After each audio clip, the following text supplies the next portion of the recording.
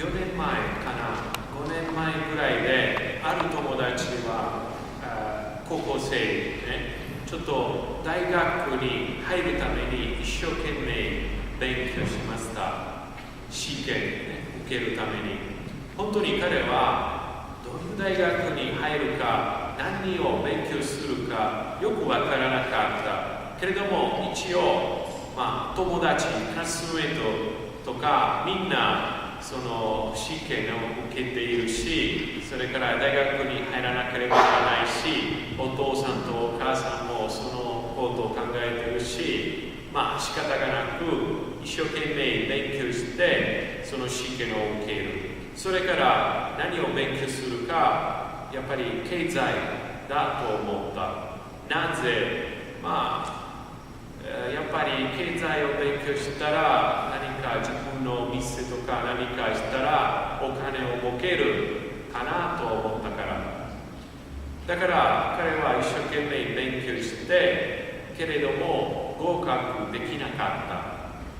そういう合格できないと本当に辛い苦しい時期が始まりました。やっぱり友達みんな大体合格できたし、大学に入るし、彼一人ただ一人で、1年ずっと待って、それから来年もう1年待って、その大学に試験受けて入るかもしれません。だから1年の浪人やりました。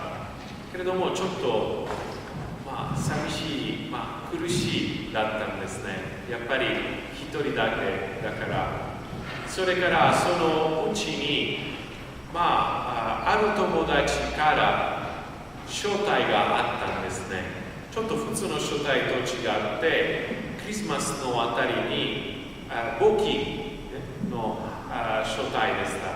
その簿記の活動、つまり世界のあちらこちらで食料不足で苦しんでいる人々のために簿記を集める活動でした。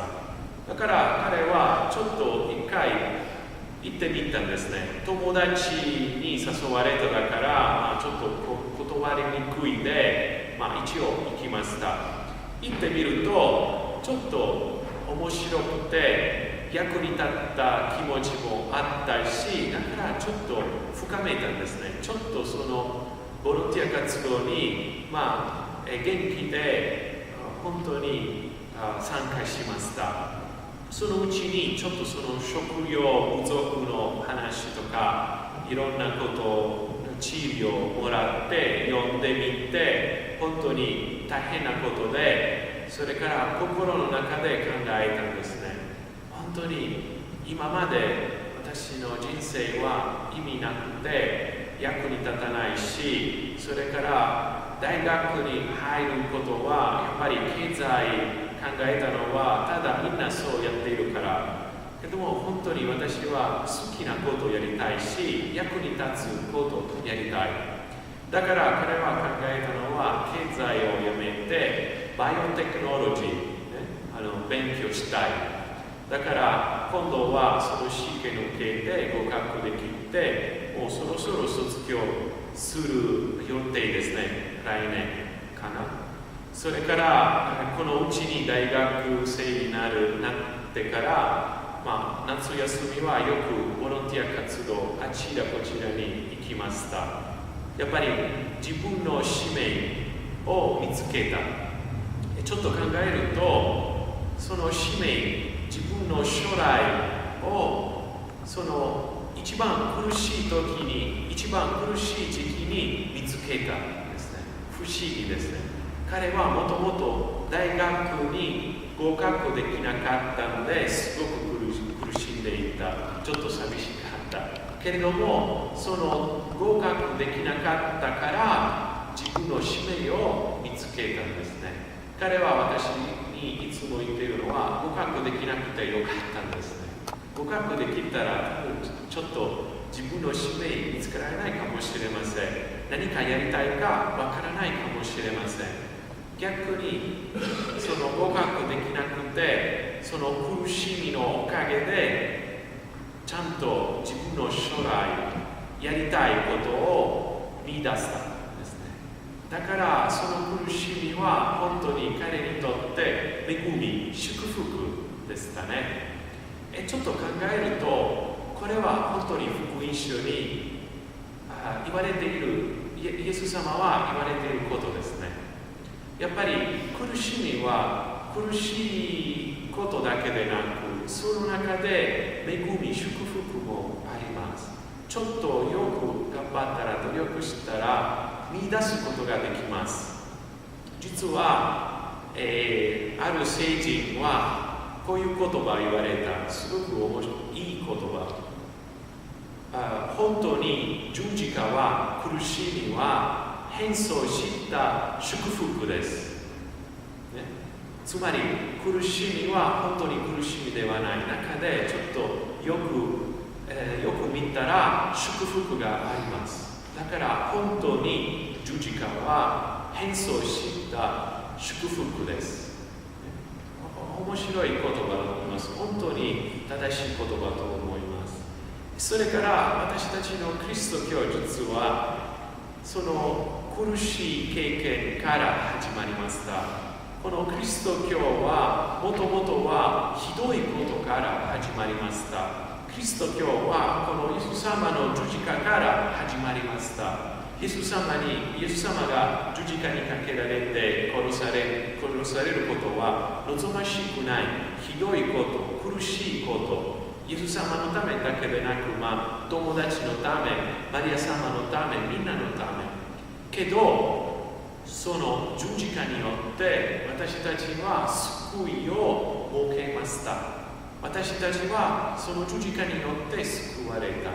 恵みをもらいました。だからちょっとその十字架は本当にどこまで苦しみであるか、どこまで恵みであるか、本当によく見ると恵みが中にあります。